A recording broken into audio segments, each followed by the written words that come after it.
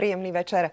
Športovcom roka 2013 sa stal cyklista Peter Sagan, ktorý dostal od hlasujúcich novinárov suverene najviac hlasov. Na slavnosti chýbal, no divákov pozdravil prostredníctvom videa.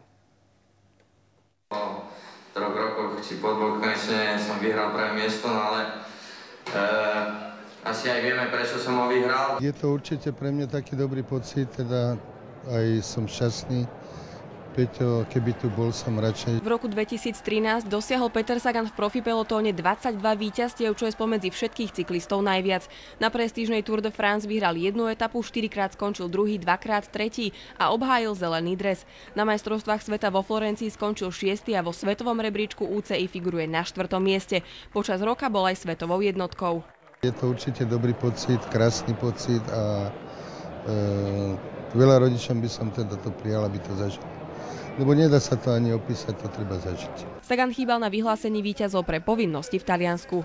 Má nejaké predstavenia, prehliadky, fotenie, neviem čo, takže musel tam ustať. Dúfam, že na ďalší rok sa vidíme na podujatí osobne a budem si môcť prebrať takúto istú prémiu, ako tento rok som mal.